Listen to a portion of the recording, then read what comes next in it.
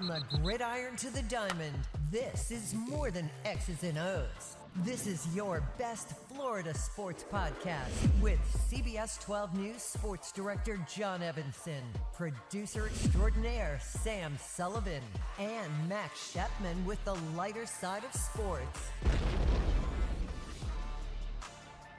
Well, I don't know about you, but I am feeling like this is episode 22. Which Are you means guessing now? that Or all do you the know? Yeah. No, if you understand what I'm saying, the Swifties, Taylor Swift, they'll understand that. Oh, Come on, I thought it was Evanson. 13. I Come thought her on, number Evanson. was 13. I don't Get know with about the you, plan, but Evanson. I'm feeling 22. Okay. Episode 22. Okay. She understands. We're referencing songs now. Listen, background knowledge. She grew up an Eagles fan. Her whole family did. It was just meant to be. All the stars aligned. Do you think she secretly was happy? Like inside? No. Even though she was trying to console No way. Travis Kelce? I think she not. has so much invested with Travis Kelce and the Chiefs that no, it probably wasn't like ooh yay. Invested. Now, if you were asking about her dad, Yeah. that would be a different The story. dad did one of these on the side. She may have had to call him and congratulate Dad, right? Maybe. Yeah. Hiding all the videos that I he know, was sending right? her from Travis. That might be a quiet plane ride. Yeah, that's right. It probably was. I'm so upset. I don't have coffee today. The coffee machine was broken, so I'm drinking water. Just keep your If energy I'm less high. hyper than usual, that's why. Just Hey, so you good know. news is water is healthier for you. That's so right. That's right. Well, listen, it was quite the I'm performance. glad I was on that shot. For I that. don't think anybody really expected it to go down the way it did. It was pretty much a blowout all the way through. I have spoken to several people who insist that they turned the Super Bowl off sometime in the third quarter. Like, they just turned it off. They said, well, it's over. I don't want to watch it anymore. What Super Bowl can you remember where you don't even watch it until the end? Like, you want to see the confetti. You want to see the post-game interviews. You want to see the MVP, you know? And some people just put on whatever. They put on Hallmark. Probably the last Super Bowl where it was like this was Broncos-Seahawks, where Seahawks just absolutely obliterated Peyton Manning. That was and the Broncos. classic fumble off the helmet. What was it, the first snap of the game or something like that? safety, Yeah, something like that. That was a weird one. But this one is epically different because do you guys ever remember any sport at all where a team is heading into the Super Bowl with such a highly regarded reputation Yes. and just as a powerful, experienced, ultra playoff team, so much is expected from them, and they just get pummeled. Like they don't make any plays. Everything's a disaster. The quarterback who everyone's saying could be the GOAT taking over Tom Brady just looks as frustrated as we've ever seen. I mean, has your opinion changed? I mean, some of us feel a little bit silly today, don't we, Max? No, absolutely not. Because everyone's already handing him the best of all time, and he's got 10, 12 years left in his career, and this is a major speed bump that he fell on. All right, on his face. all right. I want to throw a comparison out here. Okay, all right? okay. In my personal opinion, just had a bad day. You know what? I tell people this all the time. Athletes are people too. They have bad days. The comparison I want to throw out. Sam is seething in his eyes. He is seething. LeBron has a bad game, right? You know, Yes. LeBron's always in the topic of is he the GOAT, Yes. whatever. LeBron has a bad game. Is he automatically out of the GOAT conversation after one bad game? I bet you these were debates that they were having back in the 2011 finals when he had a horrible series against the Mavericks and they lost that, just completely stunned. These are probably the same I feel like that's conversations a that they're good having. same Yeah. conversation starter. So, do I think Patrick Mahomes is still the greatest quarterback to play? Yeah, absolutely. You still think that? Yes, I do. Okay, this Yes, is I to be. do. Okay, so first of all, I know what Sam's thinking. I know him enough now to know that we saw an almost. We've done 22 episodes together. I hope so. We come saw to an learn it. almost perfect performance from the Eagles, a defense unlike very few we've ever seen before. Yep. So you're thinking, how dare you say that he had a bad day? But I do want to continue on this for a second because Max wasn't the only one already lumping Patrick Mahomes into the greatest of all time conversation. And who's to say he's not eventually going to be prove that he's the greatest of all time? But just some food for thought here, some interesting stats. We Tom got Brady. the stat machine Tom out. Brady, you heard of him? I have. The current GOAT by many people's standards.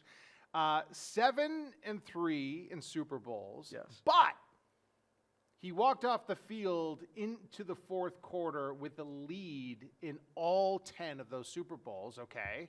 Mahomes, he's 3-2 in Super Bowls now. Those 2 losses were... Like, can I guess? Because this is probably the same graphic I saw this morning. What did His you see? 2 losses were by a combined of 40 points. I didn't see that graphic, but yeah, that is the answer. Oh, okay. I'm not the Yeah. only No, one with this information somebody available posted to that me, graphic on I guess. Facebook, and I was like, oh, yeah, Oh, that's that was on definitely Facebook. material. Okay. What's Did yours I, say? did I post that? Oh, I don't know. You're not talking in the mic. Talk in the mic. So okay, how could I be talking any closer to the mic than I am right now? Oh, when you're facing me. Joe Montana! Have we heard of that guy? You heard of Joe Yes. Montana? Before my time, but yes. 4-0 in Super Bowls. 11 touchdowns in those Super Bowls. Zero interceptions. So the resume does have to be bulked up just a little bit, I think. And we got kind of caught in maybe sort of as prisoners of the moment, all excited about Mahomes. And then Vic Fangio came along. Yeah, I think the biggest thing, something that I mentioned on the last episode was Patrick Mahomes has yet to play a defense like this throughout the regular season and the playoffs. He just never was met with it at all. Mind you, the Chiefs did have injuries on the offensive line. They were rotating that tackle position throughout the year, but it was just never a defense that they ever matched up with. They were always dealing with close games throughout the season. So to be down 34-0 at one point, it was uncharted territory for them. What a game plan. Vic Fangio, former, I'm sure everyone, if there's casual sports listeners here, former defensive coordinator of the Miami Dolphins, didn't work out. He left to go, coach at home. Philly's his home. Yep. But the players certainly let it be known that they didn't really, most of them didn't, really jive with him, didn't like him very much. There was some social media posts after he left saying pretty much good riddance. And oh my God, was like Vic Fangio, if he was eligible, should have been the MVP. I know. I mean, I think Jalen Hurts. If I basically said remember that. the stat correct, Huh? out of 42 Pat Mahomes dropbacks, there was 0 blitzes thrown. his way. 0 blitzes and 6 sacks. 6 sacks, 2 interceptions, 1 fumble. Yeah, it was, if they could give an award to just the entire side of the ball, it could go to that entire defense. The Shout out our boy Cooper DeJean. Yup. Shout The out our birthday boy. boy. He was at he was at a sporting event last night. I saw him at I the believe Raptors the- 76ers Yes. game. Yeah, I think Sixers is, game, yeah. yeah. Which is Coop. What was it about that kid? Oh, and then I swear my phone listens to everything. So I'm watching this game and I go, oh look, there's Cooper DeJean, and then I just go on to like TikTok a couple minutes later, and there's this Cooper DeJean. My phone must have known he could have been in the NBA, and it's like this Right. highlight reel of him dunking. He and was a doing all- dominant basketball player in high school, yeah. Yeah. Yeah. It's unbelievable. And the other crazy thing, like this, to put this Eagles defensive performance into perspective, the defense only gave up 1 first down in the first half, 23 total yards. 23. This is the And I think it was only like 3 yards rushing or something. Yeah, Some and, stat like that. and I believe they didn't pass. I believe they didn't get into Eagles territory until the second half. It was just, yeah, it was, second half. he was rattled, Mahomes, throughout the entire game. Of course, he did, pad his stats late when it was with the backups, but it was just a complete performance by the Eagles. He seems so chill.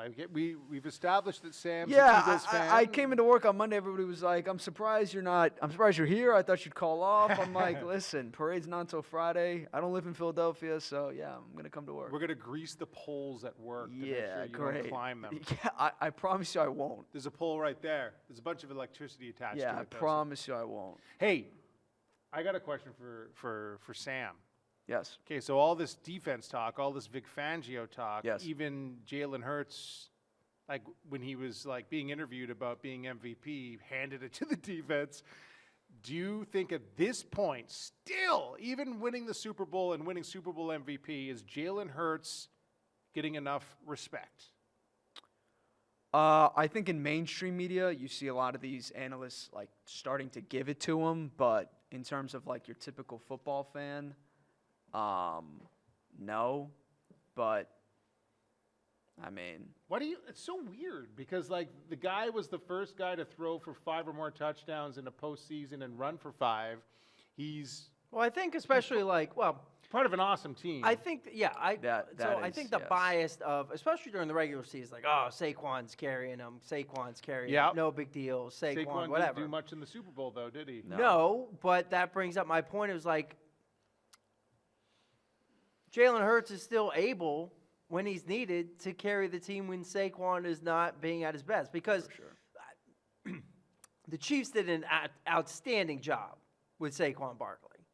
They didn't really let him get going. That was one of my things is like, if you're Saquon, you can slow down Saquon, but you're not going to stop him.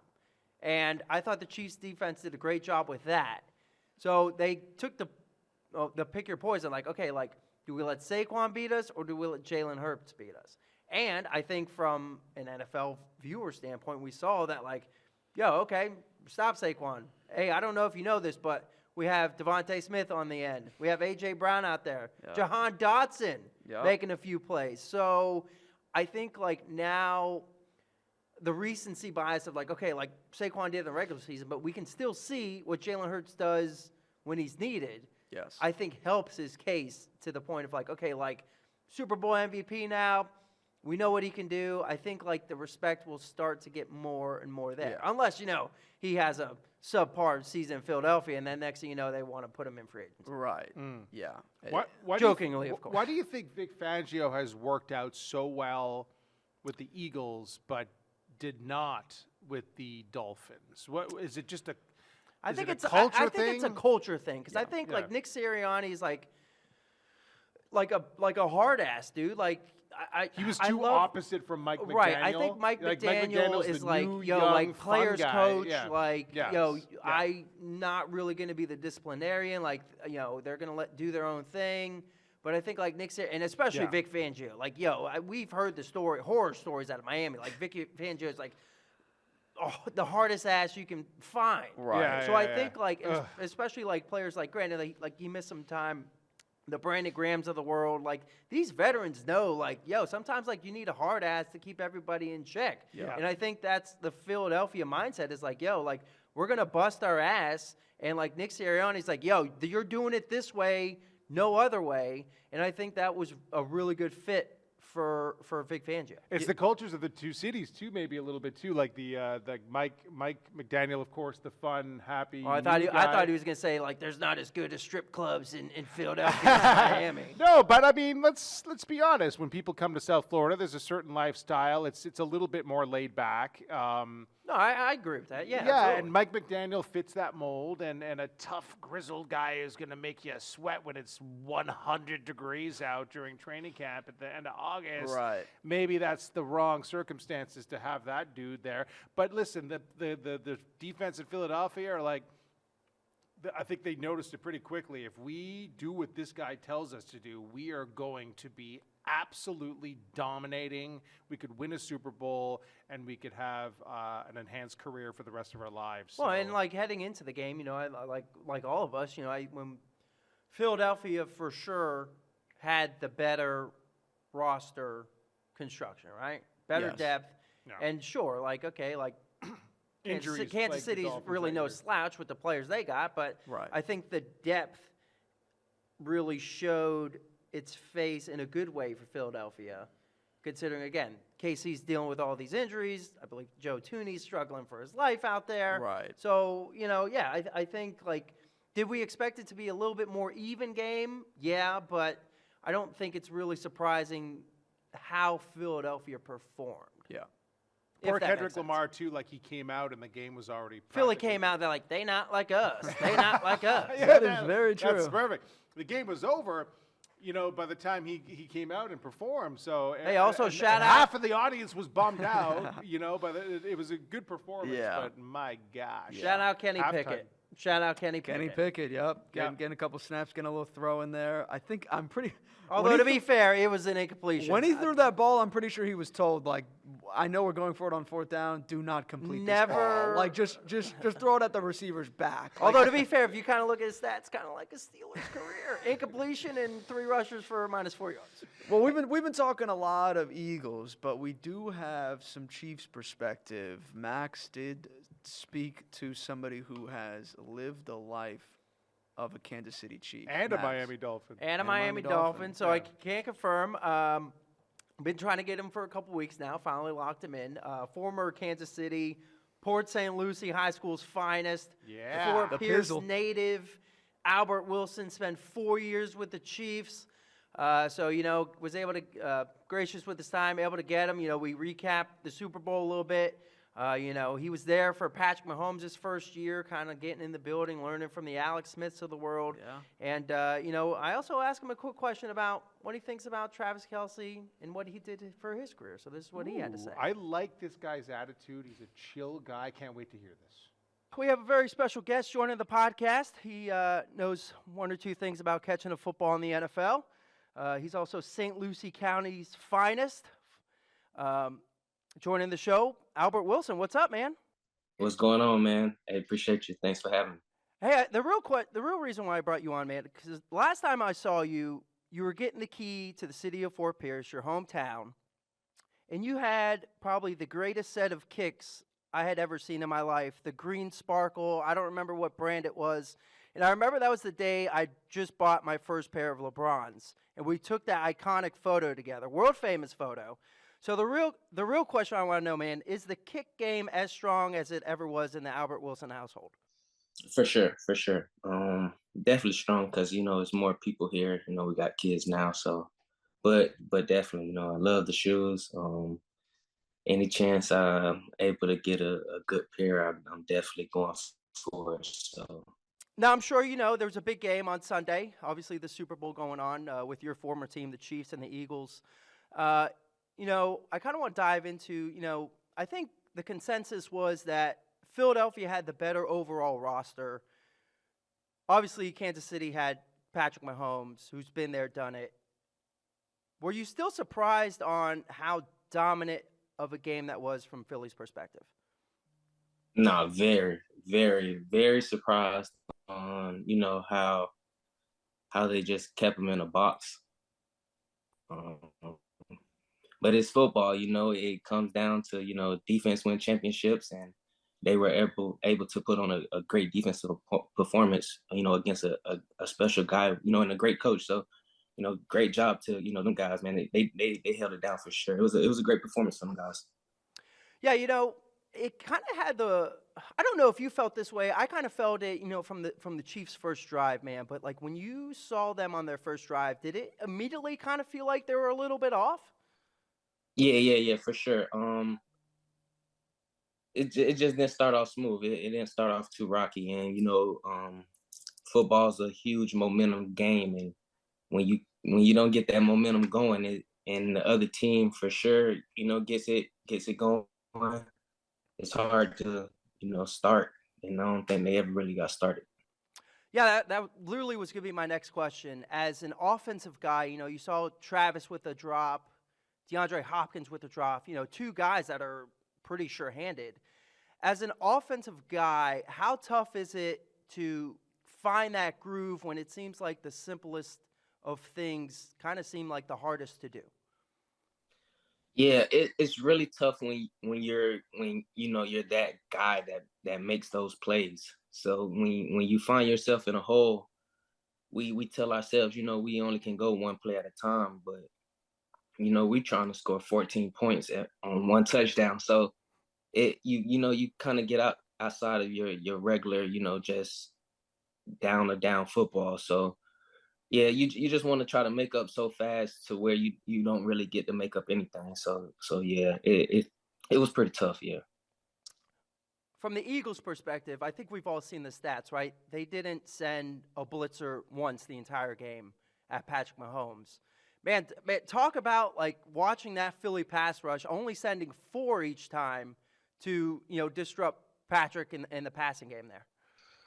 they had 4 men up front that was doing their job when when you don't have to, you know what I'm saying, you don't need to. So they did an outstanding job, man. I don't think I've ever seen like a performance from just the front four to just dominate all game. So it was great to see, as just a fan, just a person to watch football.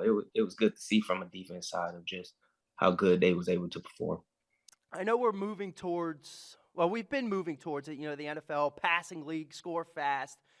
Is it still kind of, I guess, crazy to see that, like, a team like Philadelphia, like, they are still setting the trend of, like, running the football, playing good defense can still win championships? It's crazy. I think it just all goes back to the game of football and how it was meant to be played. You get 4 downs, you get 4 downs to make a first down. So as long as you stay on that path, you know what I'm saying, and you can run the ball and do that, I think you got a good chance of winning the football game. You get to see it from a wide receiver's perspective, that Jalen Hurts really kind of able to carry the day, man. What was it like kind of watching him be able to play the way that we know he can play without having to rely on Saquon for the game? Man, I really think he knew what type of game he needed to play, and he was really prepared to have that game. He was hitting it on all cylinders. He did exactly what he needed to do. He didn't try to do too much. He led his team the whole entire way. It was a great performance from him. Also, one guy, Devontae Smith, obviously out there. He kind of reminds me of you a little bit, man. The shiftiness receiver out there. What's it like watching him in his game out there? Oh man, he's a dog. He's a smaller guy, but he's for sure a dog. And he can fly for sure. So it's great to see him go out there and make those tough plays. Of course he can run past people, but he makes a lot of tough catches. So it's just great to see guys, the smaller guys, get their shine for sure. So obviously you have a special connections with the Chiefs, man. You played there for 4 years. You were there when Patrick first got into the league, man. What has it been like for you to see him develop from when he first stepped into Kansas City facility to where he's at right now? Oh man, it's been great to watch, man. I love every second of it. To see him go out there and continue to have fun like he was back, tearing up our defense of his rookie year. To see him to go out there and do that every weekend, it's great to see for sure. And then lastly, there's been a lot of reports, about Travis Kelce. Is he going to retire? Is he going to keep playing football, man? You guys came into the league together.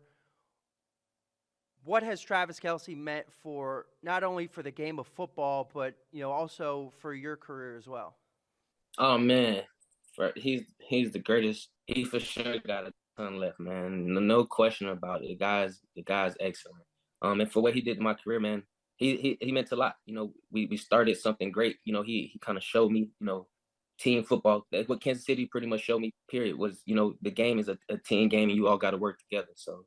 I appreciate everything he did for me for sure, and I love to see everything he's continued to do. We are extremely amazing and talented. So to see both of them to go on and have great careers, Hall of Fame careers, it's good to see for sure. Albert, man, I appreciate you. I appreciate the couple minutes. It's good to see you. I love the Port St. Lucie jersey in the background. You got to represent, man. And, I know obviously big things are coming down the tunnel, and, I can't wait to see what's going on. But I appreciate the couple minutes, man. No doubt, man. I appreciate you. So you heard it there, of course, Travis Kelce's career been in question. Somebody else's career who was in question, in Miami at least. Jimmy Butler. Hey, that was a really good transition, Sam. Right. I like that. He's ancient history, man. Yeah. Ancient last time we were on history. here, we didn't know where Butler was going to go. And As then it was, Bone Thug would say, send to the crossroads. Then it was that night, that last Wednesday night, Yeah. where he was gone. It was hours after we taped, yeah. And I was done for the day. I was filling my belly with food. Evenson had to make an emergency phone call of like, yo, Sam, get like a Jimmy Butler VO ready. No, I rushed back in and we did some action. It was quick. It was pretty accurate. We knew what it was. Yep. And it just kept on, but it kept on changing. Who the Heat are going to get? They get this guy. But the then this team's greatest part of involved. it was like, yo, Heat are potentially getting Kevin Durant. I know. Earlier in the Could day, you yeah. imagine Yeah, that Kevin Durant would be coming to the Heat? that that would have would've been been wild. nice. Would have been wild. That'd It would have nice. been, but I think they got. It's funny. They're they look kind of like a jigsaw puzzle thrown all over the floor right now. When you watch, I think they've played in one game all together. So the trade, for those who maybe don't know, they got Andrew Wiggins from Yes. Golden Like that a State. lot. Canadian, by the way. Kyle Anderson. Canuck. And an unconditional first-round draft pick, which is awesome. And then the next day, Davion Mitchell, Yep. they got from the Raptors, Canadian, for P.J. Tucker. Pat Yes. Riley must love Canada. He Yes. must, because he's wheeling and dealing. I don't think there's any tariffs on these players quite yet. And so he got it. He got it in under got it in, the but- tariff wire. And he definitely prefers the youth. You could tell that obviously not getting Kevin Durant, it kind of it's a big sign, a big tell that he's looking to make this roster younger. You got Kalel. Kalel Ware, starting you've five, got Jaime Jaquez in there, of course, in the rotation. I do like PJ Tucker though. He's a good culture guy. Yeah. But, I mean, I don't know if he would have really fit into what Pat Riley's trying I to do will here. So say on the youth aspect of it, I feel like they could have gotten Jonathan Kuminga a little bit. He's a younger guy. Yeah. Sure, okay, like I would have liked to Andrew get him with Andrew Wiggins Wiggins. is a better, I guess, wing scorer, obviously because Kuminga plays power forward. But I feel like, excuse me, whoa. I promise I don't have choked up. COVID. Yeah, a little bit. But I feel like almost kind of the Bam Kuminga front court would be pretty good, I think. It would have been nice to, even if you couldn't get a guy like that, to get like a legitimate center. Somebody who's Well, also what you've been calling for that. Yeah, You've been I have. wanting Somebody you've who's 7 feet or above. You Yeah. you notice that with teams that win championships, they have the big man. It's Yeah. not just Right. forwards who are 6'11", 6'10". What are you talking? Oh, Ben Simmons didn't do it for you. That's going to be an off-season project, I Well, think. I think- yes. I think Well, he wants to see what this team could. Who knows? Maybe they go on some type of fun run or whatever. I think they will eventually. So you saw Mitchell in that first game. He can wheel and deal the ball. Yes. He's a good point guard. Tyler Hero doesn't have to do everything. Right. He was just exhausted from the past few weeks. It just seems like Tyler Hero was, and then the other guys. None of them were shooting well. But No, it's just they their first. did not shoot well at all. Yeah. So that's going to come together. Yeah, I mean, of Well, I will course. say, of course, when we first originally heard the reporting of what the Heat were looking for, right? They were looking for good draft compensation. Check that off the box. They got the first round pick, Yeah. right? Another thing that they were looking for was youth. Yes. Didn't really get that. Yeah, I not would too young. say. Don't forget Yeah. that first round draft pick. Right. And then obviously the big thing too is also they wanted to be a little bit more cap flexible for 2026. Obviously Yes. 2026 the huge free agent year. Yeah, we Before Luka went to LA, Luka That's was going to be a exactly free what he was agent. eyeing. Yep. LeBron was going to be a free agent. Yeah, not Trey Young out there. Not saying the Heat would have gotten any of those guys, but those are the Right. names that would have hit the free agent market. And with Andrew Wiggins, I believe he has 2 years left on his deal, 50-something million.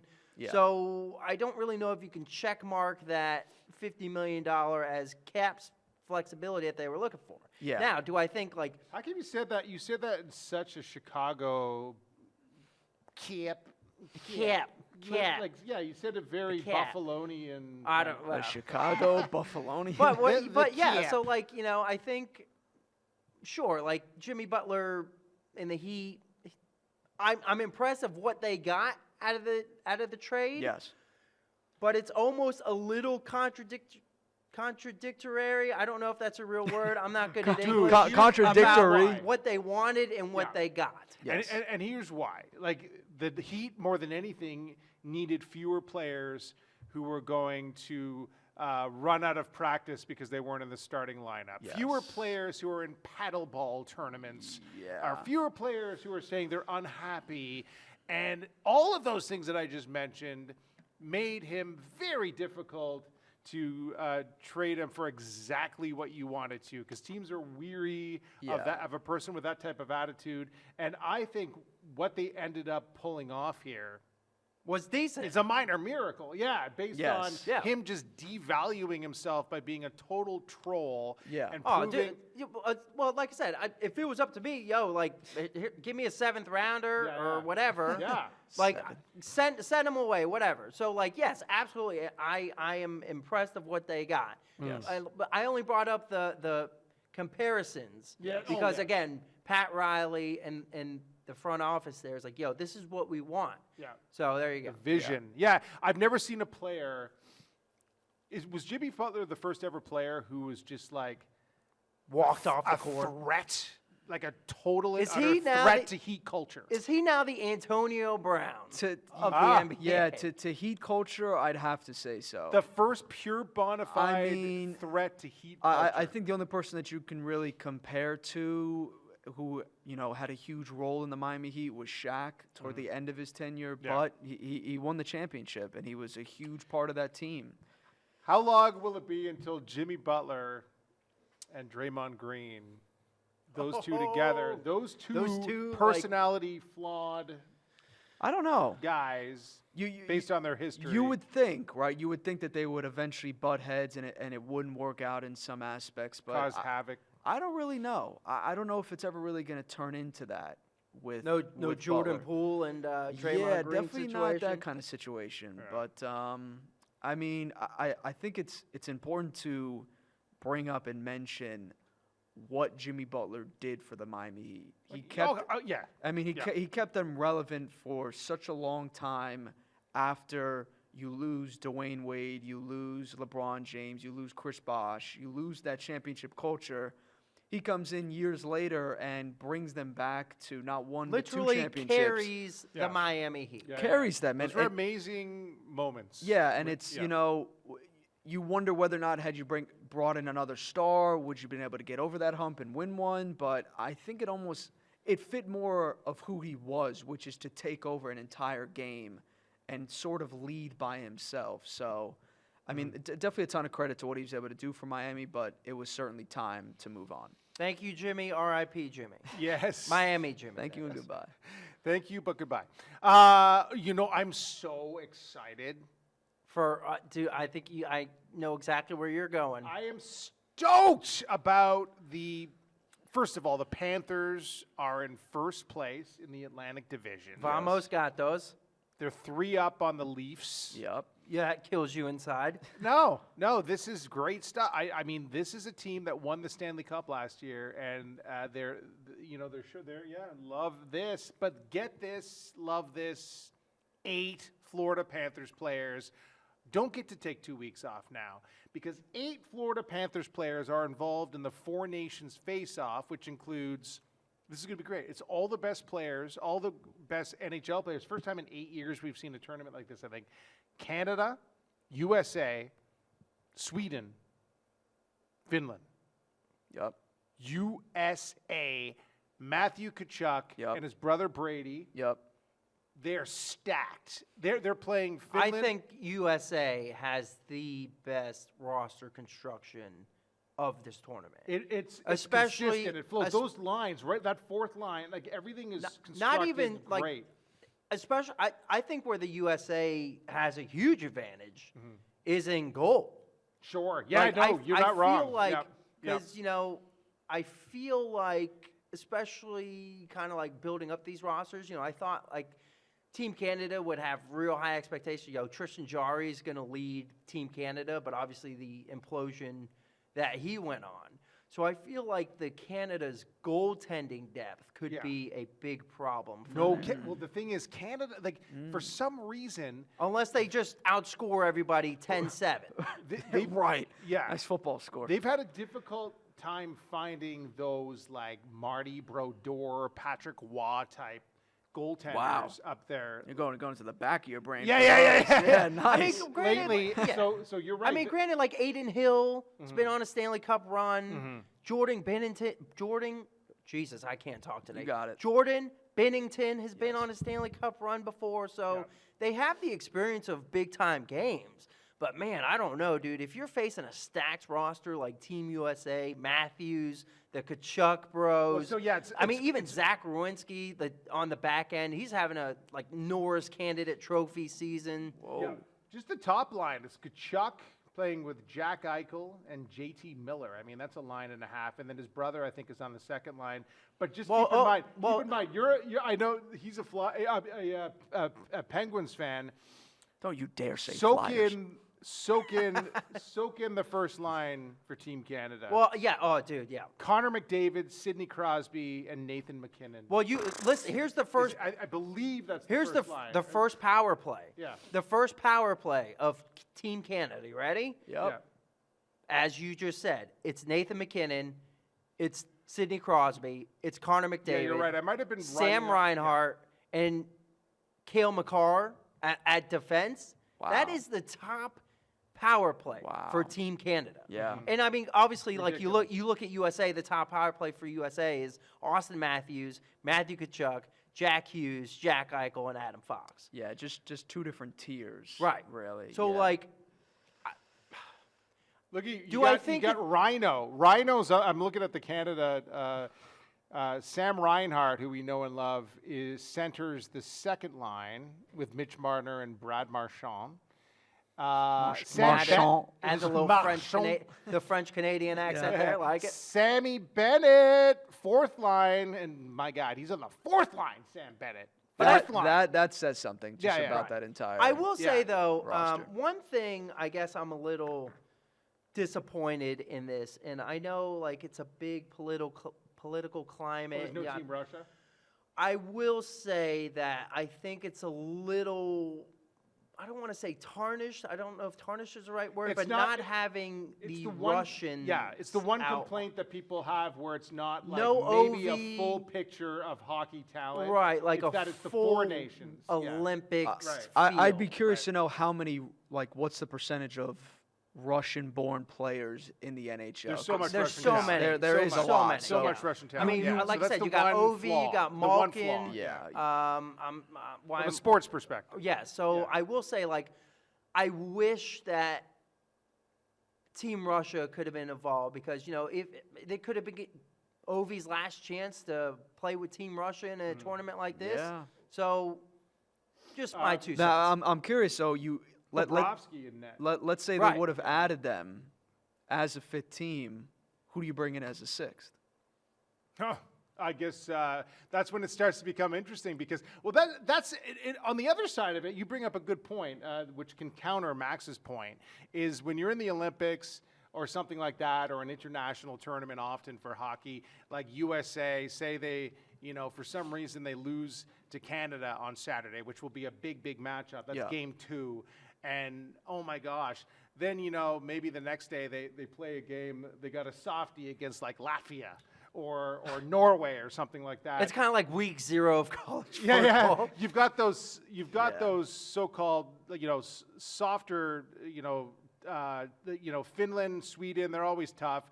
But, you know, you got your Slovakia. You probably would bring in the sixth to answer your question would probably be What about the Czech Republic. Yeah, I was gonna say right? the Czechs. I feel like the Czechs but would be a there's- good 6. Are you saying the Czechs or the Chicks? either. But the thing that makes this tournament so crazy is the other side of what you're saying is that it is 4 nations. There's no rest. USA loses to Finland in game 1. Oh my gosh, they're 0-1, and then they're facing Canada on Saturday. Like, things could go either way really, really quickly. Well, here. and like you said, So like you just brought it up. Is like, what if Team Canada loses game 1? Like, because their goaltending isn't great. Yeah, exactly. So there's no room to sort of, but it's going to be great because, again, as Panthers fans, so many more hockey fans around here than ever before. The Panthers are the only team with at least one player, the only NHL team with at least one player on all 4 of the teams. That's awesome. Right? So you have, just to rhyme them off here, we already have a little bit, but so Sam Reinhart and Sam Bennett on Canada. Gustav Forsling is playing for Sweden. Matthew Tkachuk is playing for USA, with his brother Brady.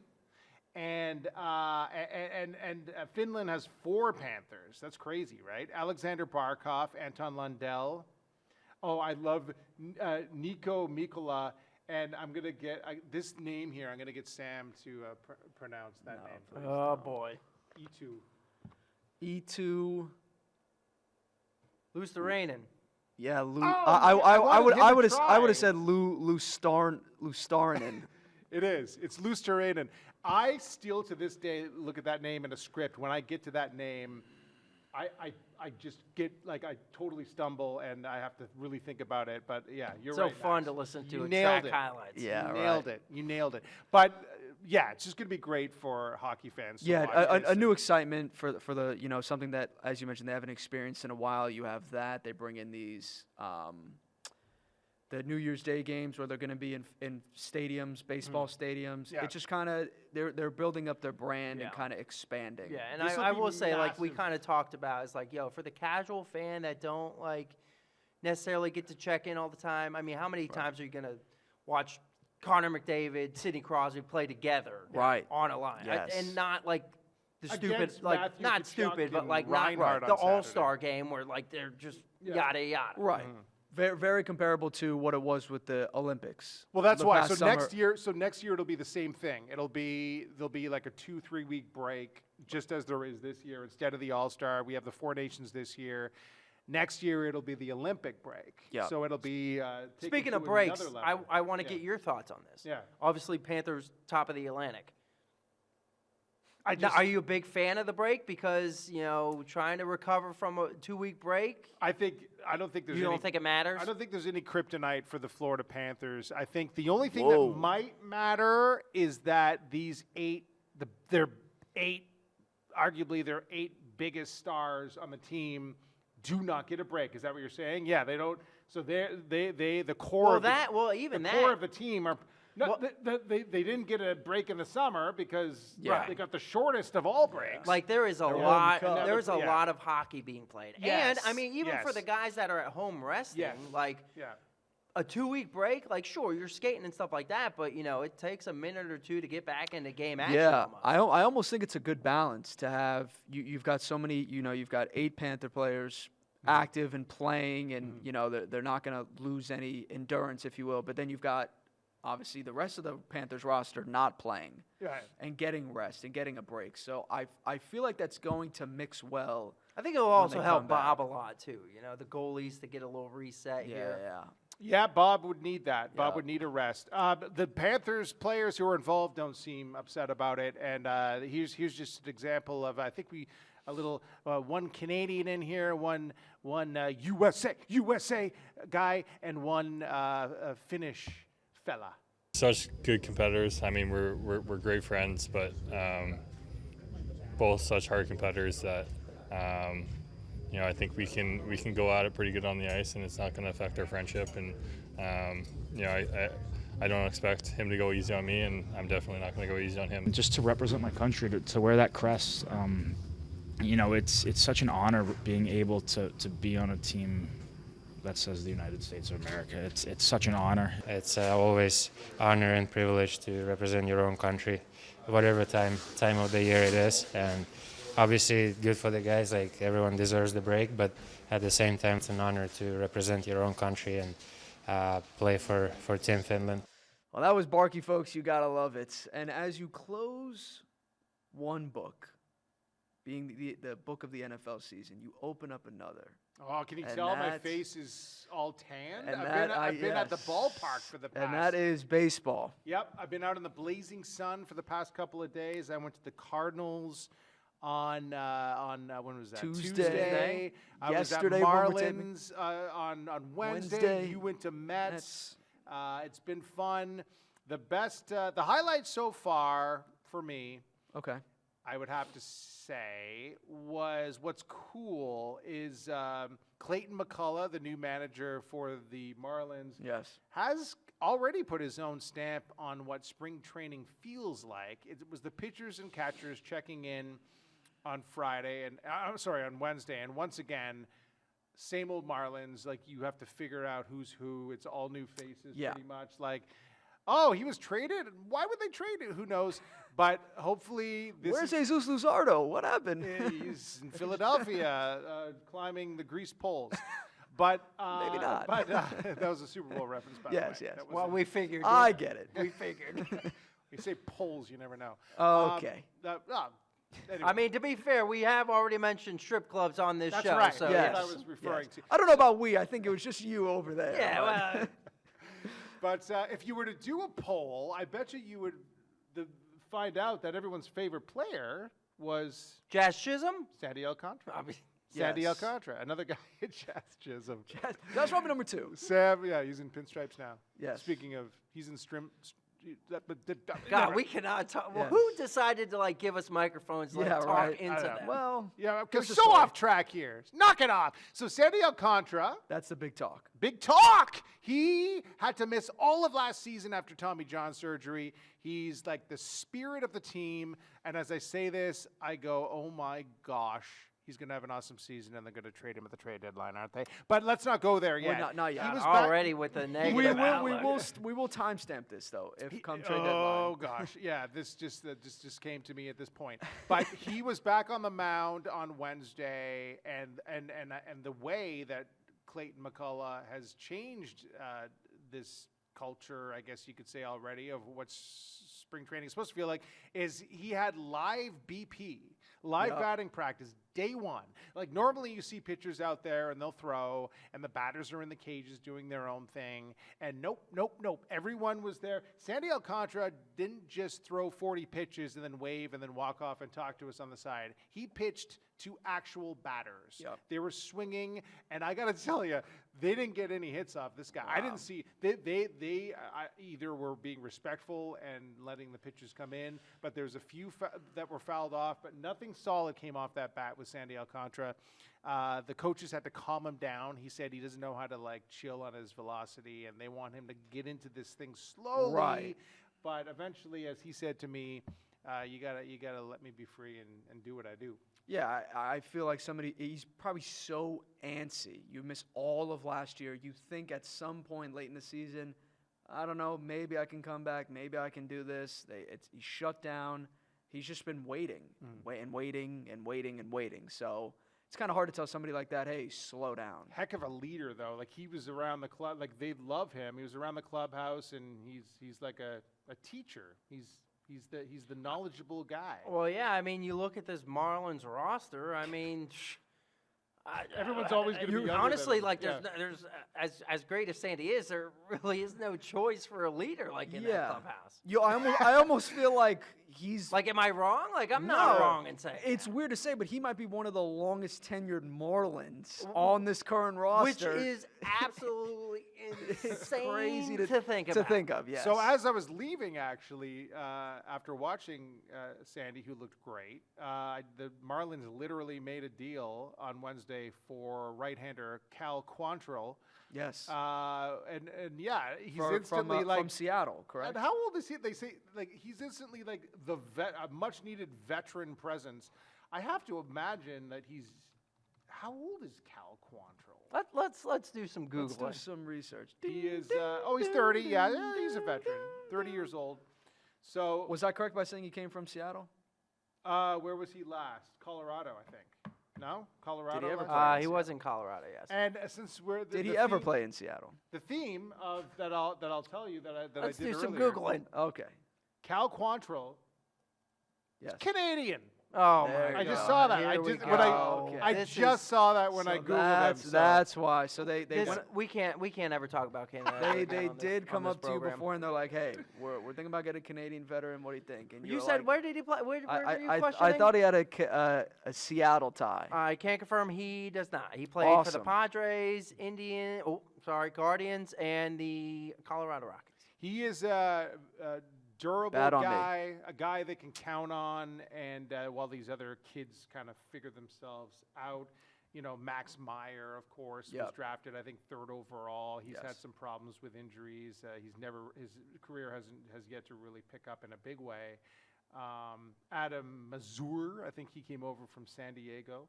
He's a skinny guy. Looks like he wants to gain weight, he said, and get maybe he'll be the 5th guy.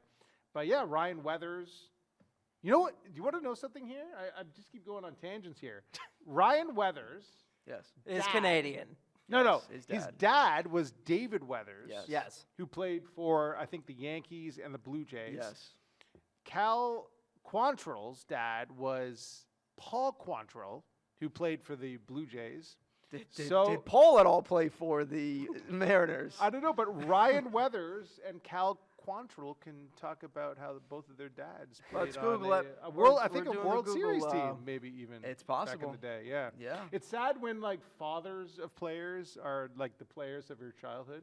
Yeah, right. Yeah, seriously. Sam, Paul Quantrill did not play for. All right, so I'm gonna have to Seattle. think about who the Mariners player is I'm thinking of. This Well, is the here's a segment good- where we've Googled the most. Yeah, of I any know. segment Hey, ever. this is Yeah. why I'm in the producer desk. It's on the spot fact checking. That's what it is. Yeah. Listen, I okay. was wrong. I want to throw this out there because I feel like this is a big topic, especially during spring training. Yes. Right? We have the autograph seekers. The Yes. autograph seekers are going to be Yes. hot and heavy Yes. all over spring training. Dads forcing their kids to get autographs. Not for even them. kids. Not even kids, dude. Not even kids. They're Grown not adults. using their kids but as I do ploys. see that a lot. Here's I my see- question. Yeah, Okay. yeah, go ahead. How old is too old to be dragging yourself to the ballpark to get it autographs?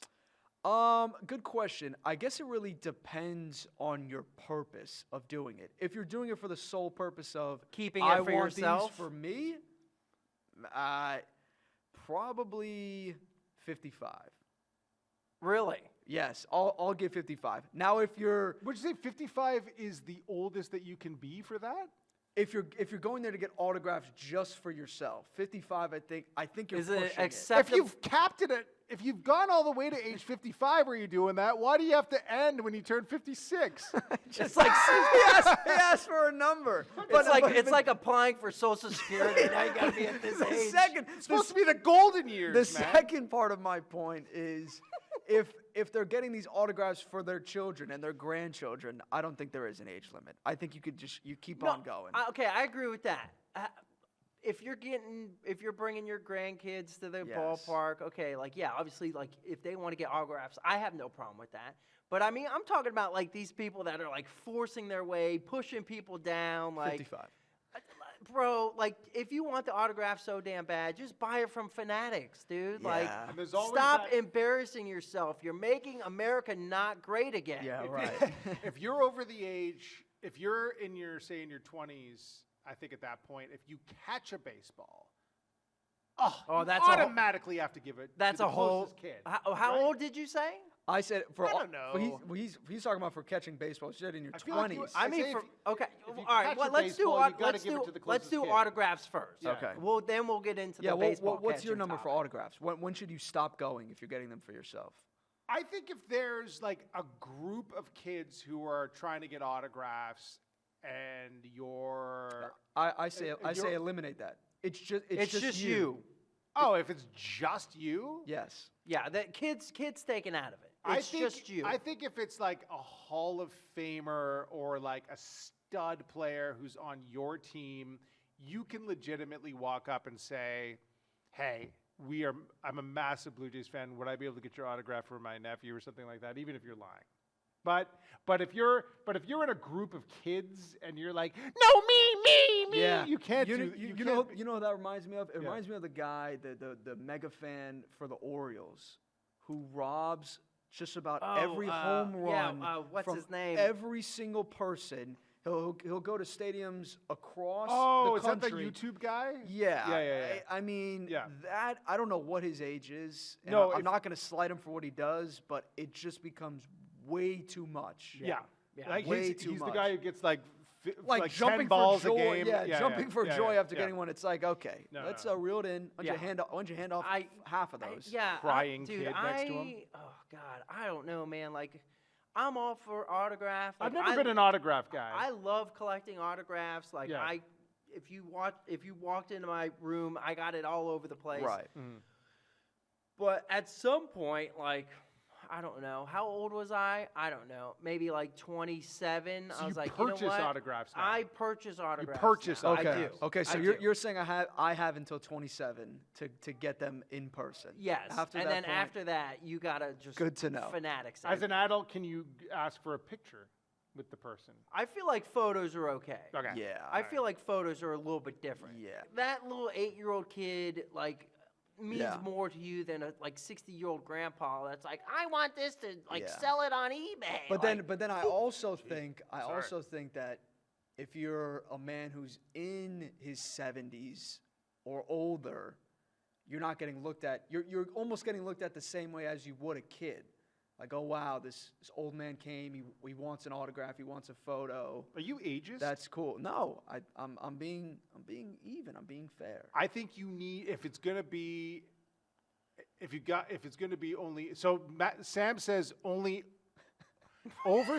So between I think, yeah. between 55 and 70, no way. Yeah. But if you're over 70, you're back in business, I baby. might lower that. You know what? I think I might lower that number. My I think, great- I think 45 and under, you're okay to get an autograph by yourself, and 70 and up, you're good to get one. my Stupidest greatest conversation of all time. Real quick before we wrap up, because I know we're off the rails. My greatest autograph story, right? I'm a Yes. big Pirates guy. Yes. So I went over to spring training in Bradenton for the Okay. Pirates, Yeah. and I forgot how old I was. I don't know. I was probably about like 24 or whatever. Okay. Had the Kutch jersey. I'm like, yo, this is great. And I, of course, like I went all out. I bought front row seats behind the Pirates dugout. And this was, I believe it was before the netting. Yep. So I'm like, yo, this is great. Kutch comes walking down. Everybody's like handing stuff out. And I have my jersey. And like, he's literally like right in front of me. And I put out my jersey, walks right by it. I had Oh. never felt so crushed before in my life. He acknowledged you in any way? No. But I. You don't want to As meet your you learn heroes. more That's why and you don't want to meet your heroes. As you learn more and more about like autographs and stuff, it's like, oh, well, maybe like his I don't know, whatever company he has an exclusive deal with. He's like, yo, you can't sign like regular jerseys. See, Max or whatever. immediately trying to justify it. But I make was himself feel I better.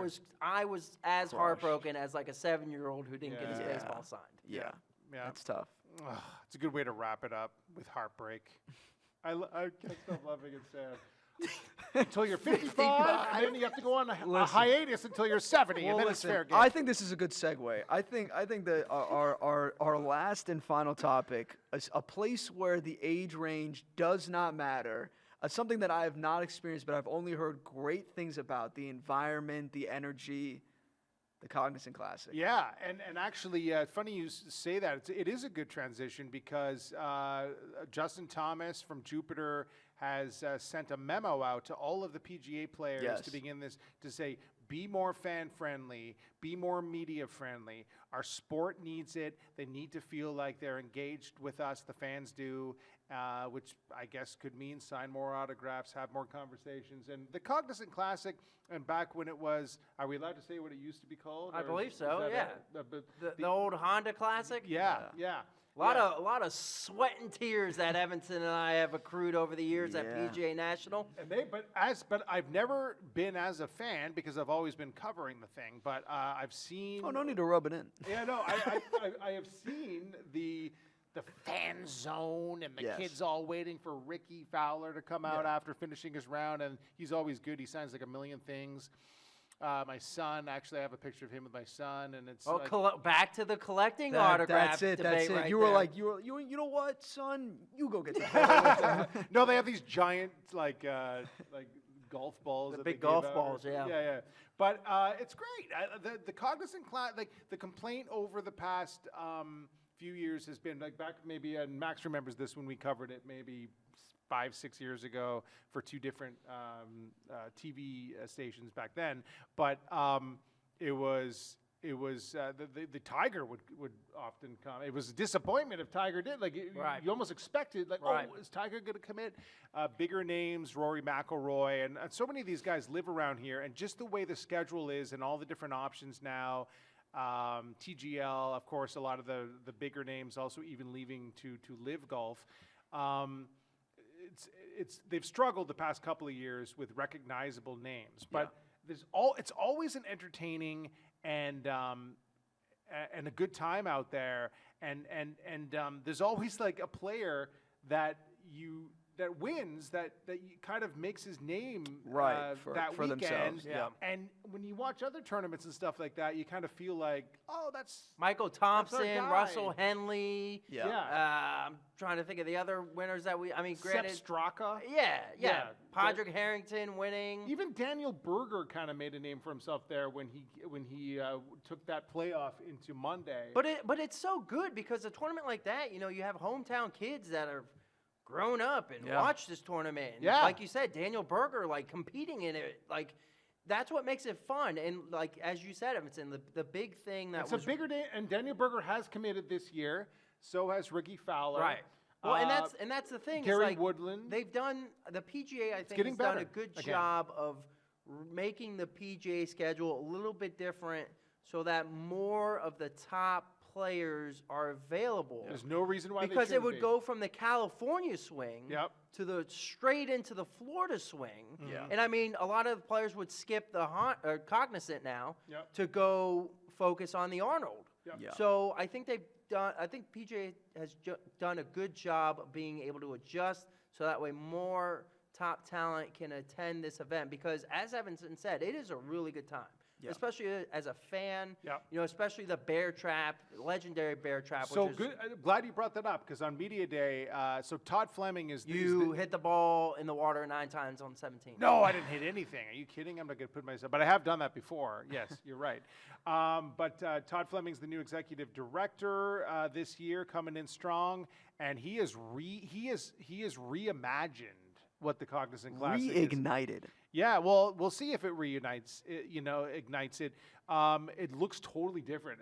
You're going to freak out when you go out there, Max, because like the Bear Trap, we're used to these 3-story monstrosity things that stretch all the way across. Not bleachers, but And it's all blocked off. Like, on 18, how once you reach a certain point, it's just completely blocked the off. wall with the glass. Yeah, you can't even see in. There was like the restaurant or like whatever it was at the bottom. Yeah. Everything's more wide open now. Shorter things. Ways for the general admission people who are just on foot to kind of get in there. It's more designed. There are still places to grandstands is what I meant to call it. Grandstands. Yeah. There are still grandstands, but it's kind of like 50-50 now. Like it's more of an open situation where there's 18, you wouldn't even recognize it. Like there's the smallest grandstands compared to usual, and there's going to be a lot of people standing around that hole. It's going to have a different feel to it, and I'm sure the same party feel. It's very loud. It's it's been voted like the best fan experience several times on the PGA Tour, and now it's going to be very different this year. I want to see how it turns out, but you'll see when you go out there. And I had a good conversation with Todd Fleming about why he did that and about the future of the Cognizant Classic, starting with the 2025 version starting at the end of this month. We are here with the Vice President and Executive Director of the Cognizant Classic, Todd Fleming. Seems like yesterday, I met you pretty much the day that you arrived here, taking the job, sort of taking the tour. Talk to me about everything that's gone down since then. I know that's a loaded question, but you must be excited about the tournament coming up. Very excited. It's good to spend the 12 months with you. So the last 12 months have been very, very exciting. The new era of golf that we're going to put forth here, the new structures that we have, the new experiences, the new rebrand and the colorization, we've done a lot. There was 3 different kind of new vendors that have been brought on board. So it's probably a little bit aggressive to try to do that in 12 months, but we've pulled it off. I'm just really excited for people to show up, see the golf course, see what we've done to it, but then ultimately see the field that's being put together. I love it because it's such a mainstay here, and so many people look forward to this tournament. And just from looking around, a lot of the familiar things are still here, but it's so different in so many exciting ways. Right. Can you share a couple of the things that fans might notice when they come out for the Cognizant Classic? Yeah, I can, and some of that's been strategically done, right? So we've listened to a lot of our fans, and we've listened to a lot of data, talked to a lot of people, and tried to ingest all of that and really come out here and build what people said that they wanted. So you're going to see things that are going to be a little bit lower to the ground, using the nice undulations and elevations that we have of our grounds, and build from that perspective. perspective, right? But then the other thing that I think people will want to know about is what have we done to the bear trap, right? And so you're going to see the bear trap. We're coming back down to the ground. There's going to be a multitude of structures and experiences that are on that tee box as well as on that hole. But the cool thing that I wanted to have happen for our bear trap fans, they're the most passionate fans that maybe in the world of golf. Except maybe some of the golfers who have to tackle it, right?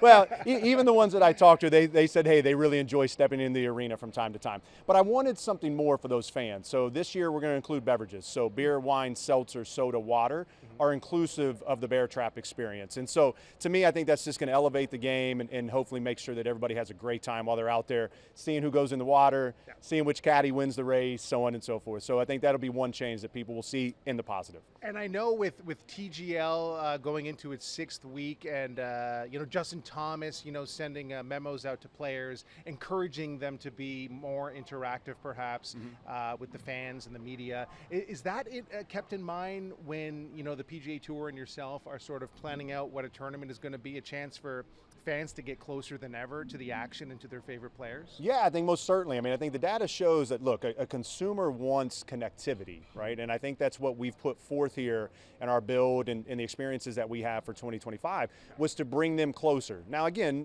there's got to be a rope and things that separate them, but bringing them closer, letting them hear, letting them see, letting our traditional day passes and grounds pass holders as well as our hospitality people get as close to the combatants as we potentially can, because that's what they're here to see. Yes, we're going to put on great experiences. Food's going to be elevated, and it's going to be a kind of a key takeaway for 2025. But ultimately, let's get them as close to the players as we potentially can, and let's let them hear the action and kind of the strategy that they go through to try to win a tournament. Yeah, and you mentioned food, and it was interesting what you told us as you spoke to the media. You're really trying to make this as genuinely Palm Beach County as far as drinks go, as far as food goes, and I know you have a really cool plan there as well. Yeah. Well, look, we're fortunate that we have some of the best restaurateurs and chefs that the world offers that all live here and reside here. So we'd be doing a disservice to our fans if we didn't try to bring that inside of the tournament. So we spend a lot of time, I spend a lot of time meeting with chefs, meeting with restaurateurs, and trying to structure deals for where they can come on site, do what they do, which is so great, which was put on a beverage experience or a food experience that just people clamor for. And now we have that here at this tournament. And so we're going to have that spread out throughout the entire course. So people are going to be able to venture to our different FPL fan villages and the different neighborhoods that we have and be able to take away something from a food and beverage experience that is just hyper local and that makes it intrinsically our tournament by having that done. And it has been the talk over the past couple of years. You can't ignore it. Some fans have noticed maybe not the fields that they were used to seeing maybe 5 or 6 years ago, but things are picking up again. And you mentioned some really interesting numbers. I think you said 14 at this point, as we speak right now, 14 of the top 50 golfers, 10 of the top 30 in the FedEx standings. Yeah. And are you expecting more names to sort of commit as we lead up to the tournament here? Well, I certainly hope so, right? I mean, they have till February 21st to drop their name in of whether or not they're going to utilize this tournament. I think that we're a really viable option, and the recruitment efforts that I'll be doing won't stop, right? But I am extremely happy with the fact of our field and how it's coming together and the interest from people that want to get into our field. And so, yeah, I'm beyond excited about what people are going to be able to see here, and I think that we'll continue to get more of the top 50 and obviously some of the top 30 players in the FedEx Cup standings.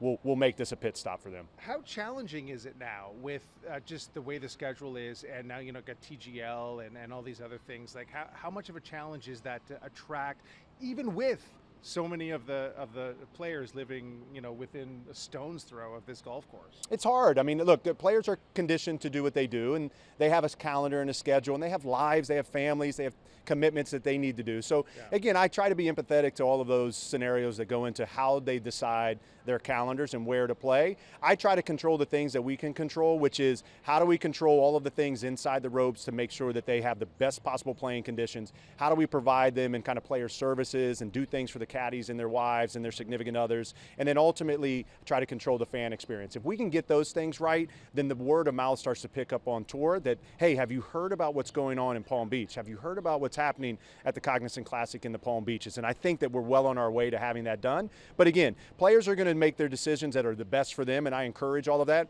My message to them is consider us for your calendar. I love it. The thing I notice about the Cognizant Classic is we get to know champions. Like there's Eckroat, there's Sepp Straka, there's guys who maybe no one had heard of before the week started, and suddenly like you kind of feel like they're ours in a way, right? And then you see them at the Masters, and you're like, oh, there's. I always say on air, there's the Cognizant Classic champion from a couple of years ago, so that's special too. Absolutely. I mean, we got you hit it nail on the head. It's like we have a great field because we have established, well solidified players that are in the top 50, but we also have this group of up and comers that choose our event to come and win. And Eckroat's the perfect example. He's one of only 6 players that won twice on tour last year, and to have him come back is a major statement for us. I know he's excited about it. I know he did his media day earlier this week, so I know he's really excited. But again, you said it's Sepp Straka winning this event and others, and for them to continually come back, there's 2 things that happen. It elevates our event, and it also, they end up deciding to come sometimes live here, which is great for our community as well. Absolutely. Well, thank you. I'm glad you came to live here, and we're looking forward to the Cognizant Classic coming up in a few weeks. So it's going to be an eventful end of February, of course, spring training. I'm hungry for it. Spring training starting. You've got, of course, the Classic. You've got TGL. Oh, yeah, TGL the same week. Yeah. So maybe some of those big wigs will commit as well. Who said the sports season dies after the Super Bowl? No, it never stops. It never stops. It's perfect. The sports season, I've always said, is perfectly scheduled and orchestrated. From one thing blends into the next. It's just awesome. There's busy times. There's always something going on. And the one thing that does stop, however, is this episode. Wait, we have to end it now? That's it. All right. My stomach was growling anyway. As you heard. Yeah. He's going to go buy us some food. In the meantime, we hope you enjoy. Some bean dip. Yeah. Oh, boy. Here we go. Not bean dip. Thanks again. Thumbs up. That's so lame. Best Florida Sports Podcast drops every Thursday morning. Listen on your favorite platform or watch on YouTube.